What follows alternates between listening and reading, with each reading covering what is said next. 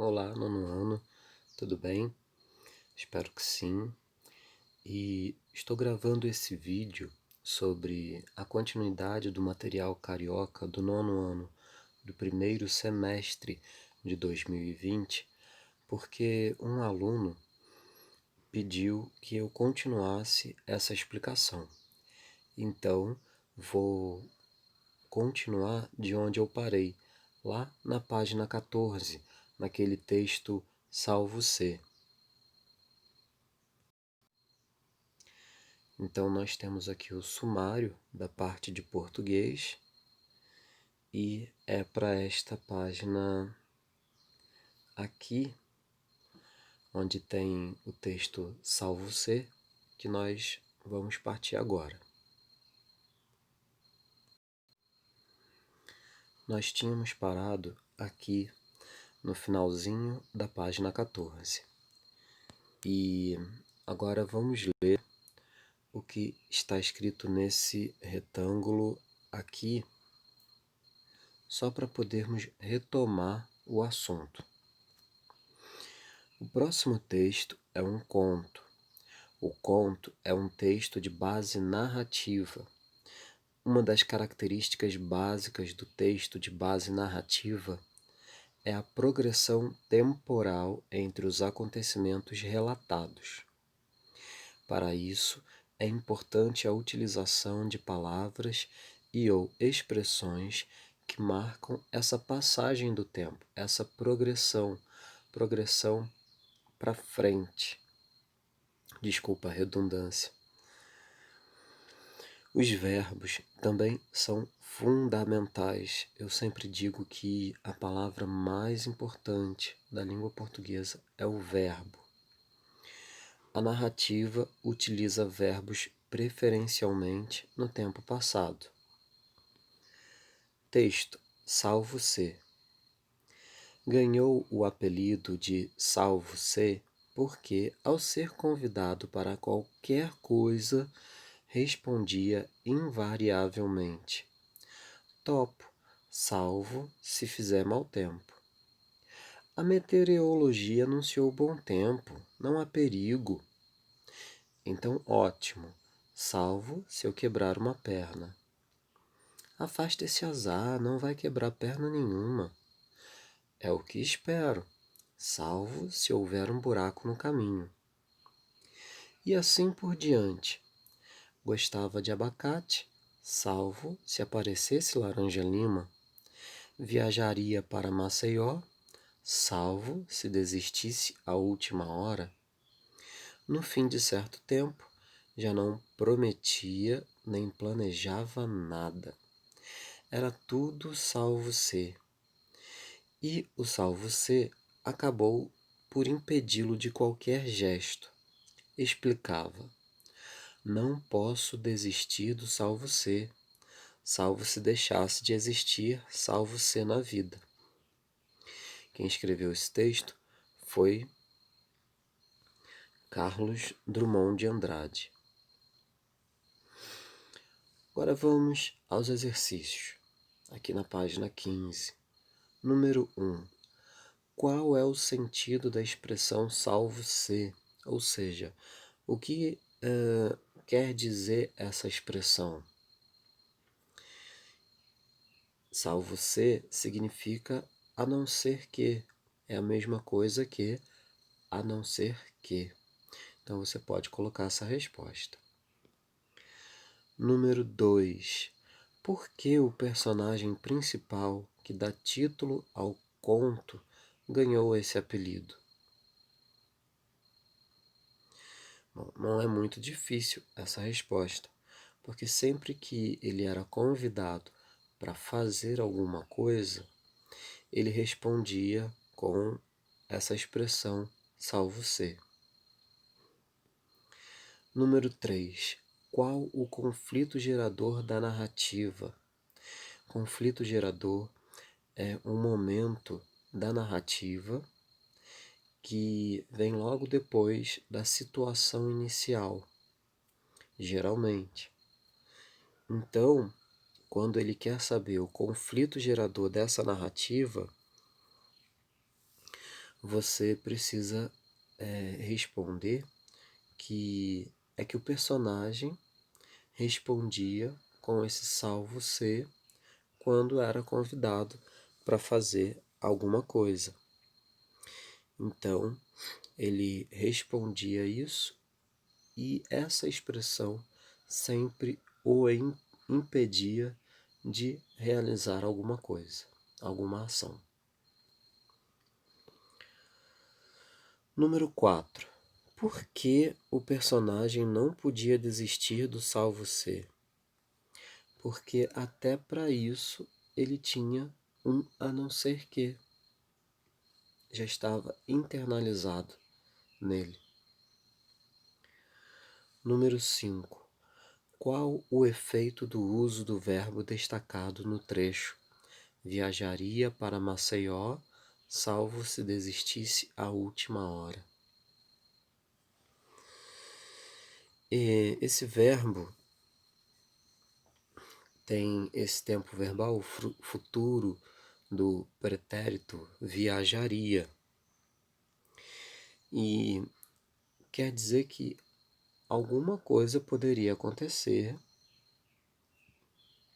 se não acontecesse outra. Então é uma possibilidade. Viajaria para Maceió. Uma possibilidade que foi estabelecida lá no passado.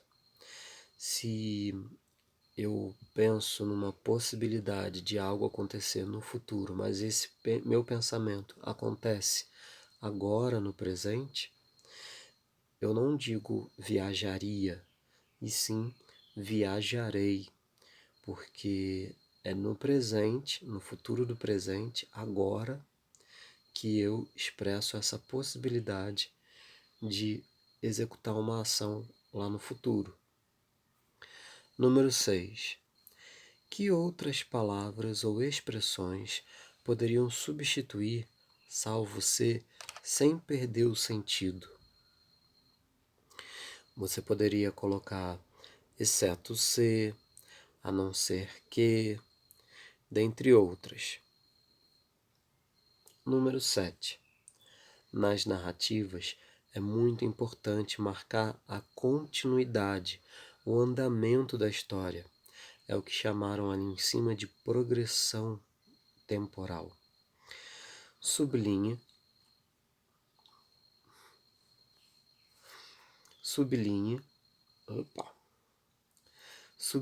no trecho a seguir os elementos que promovem essa marcação de progressão temporal, de que a história anda para frente.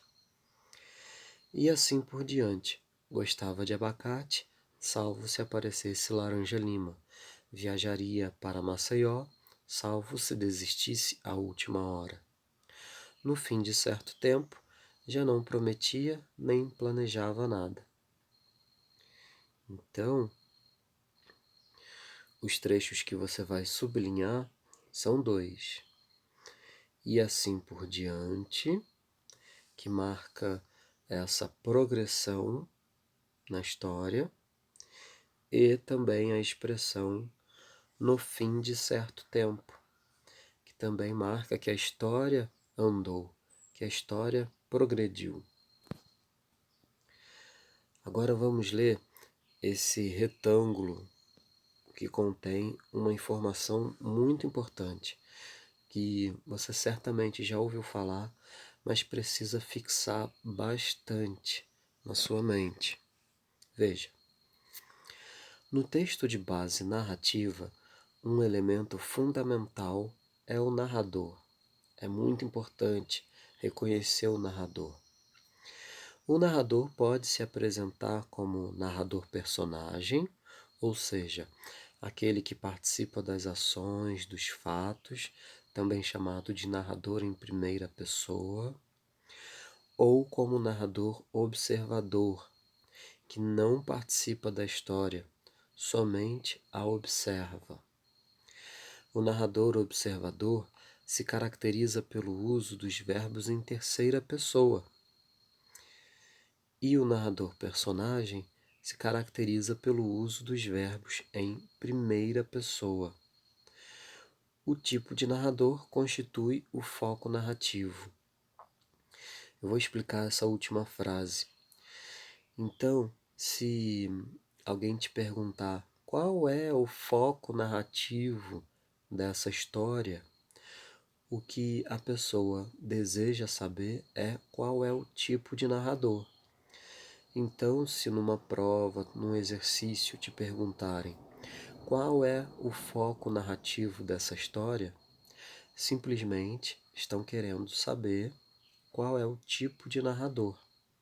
Se é o narrador personagem ou se é o narrador observador.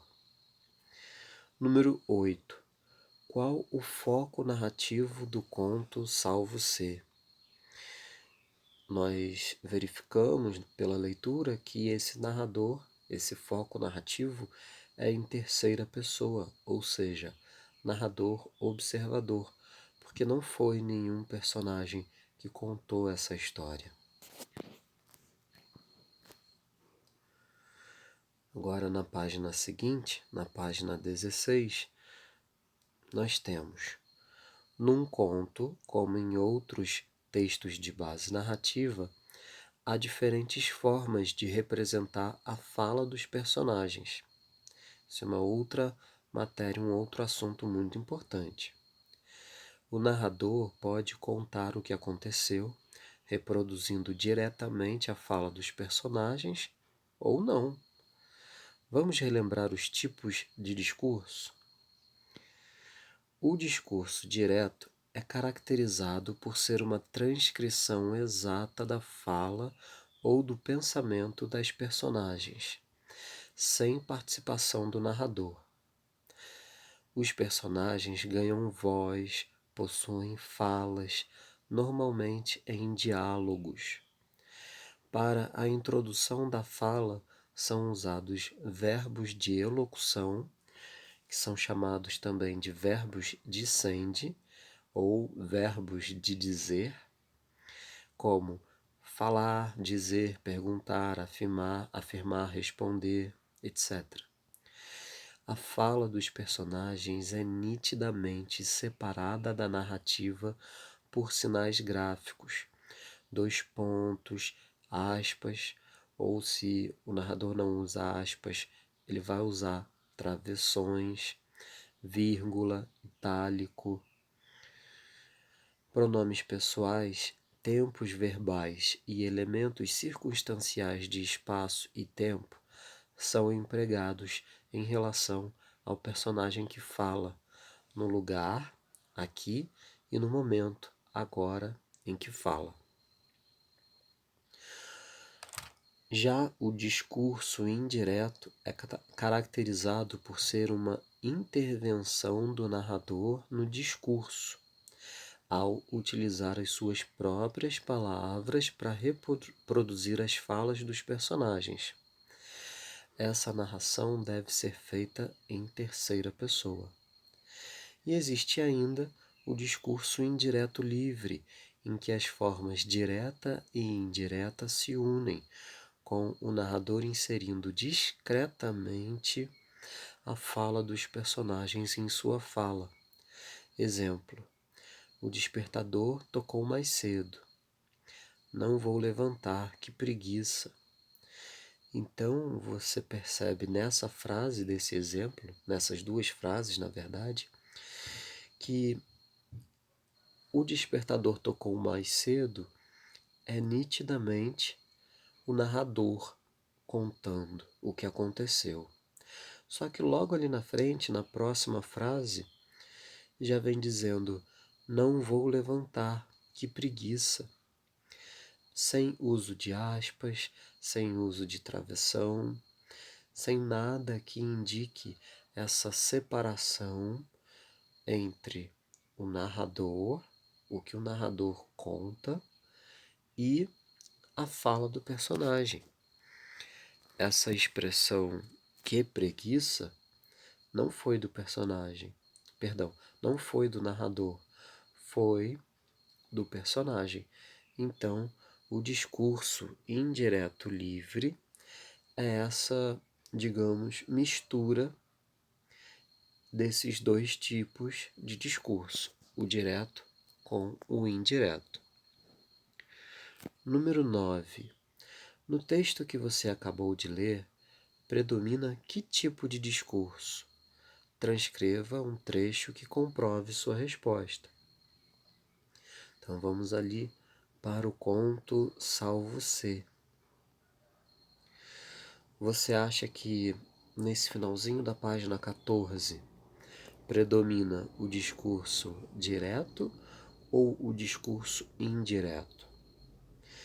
Já que nós temos vários travessões aqui, indicando o início da fala do personagem, então nós temos o predomínio do discurso direto.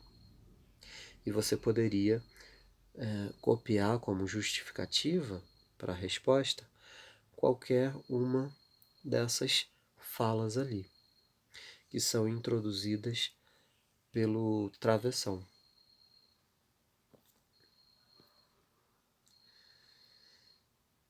Qual o foco narrativo?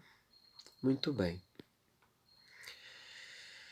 Comparar textos é sempre muito bom para seguir aprendendo cada vez mais, e também é uma habilidade que o Ministério da Educação e todas as secretarias municipais e estaduais de educação solicitam que os professores trabalhem com os alunos. O próximo texto é uma fábula, gênero também de base narrativa que você já estudou em anos anteriores, mas que eu vou deixar para o próximo vídeo para que esse aqui não fique tão grande. Então, se você tiver alguma dúvida, escreva aqui nos comentários que eu vou responder. Um abraço e até o próximo vídeo.